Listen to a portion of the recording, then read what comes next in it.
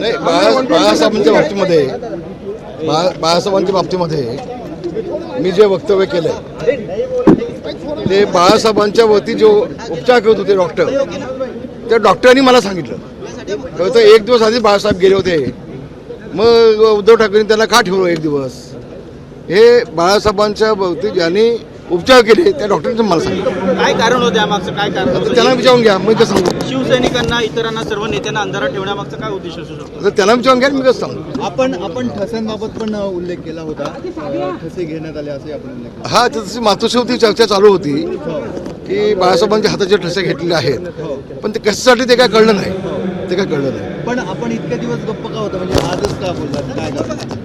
आज मला बरंच वाटलं म्हणून बोललो, आणि हळूहळू पुष्कळ काय बोलणार आहे. हो हो हे तो झाकी आहे, अभी बहुत कुछ बाकी आहे, खूप बाकी आहे.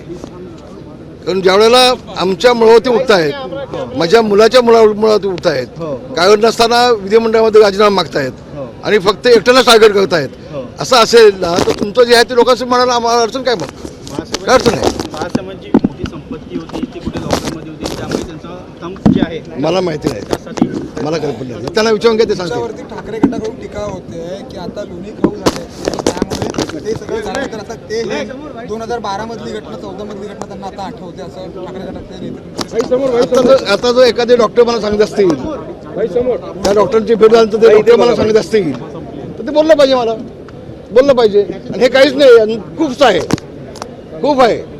जेवढं तुम्ही माझ्या मुलाच्या मागे लागाल ना तेवढं तुमचं मी सगळं उदोडामध्ये आणीन. मी मातोश्रीमध्ये 55 वर्ष मी काढलेत, 55 वर्ष मी काढलेत, आणि किती वेळा तुम्ही बॅगा घेऊन बाहेर चालला होतात मातोश्रीतना, अजून खूप बोलायचं बाकी आहे. सूड भावनेने हे सगळं रामदास सूड भावनेनं तुम्ही वागताय माझ्या मुलासाठी, सूड भावनेनं तुम्ही वागताय, लक्षात घ्या, कळलं की नाही. आणि आम्ही व्यवस्थित शिवसेनेमध्ये काढली, शिवसेना आम्ही वाढवली, उद्धवने नाही वाढवली.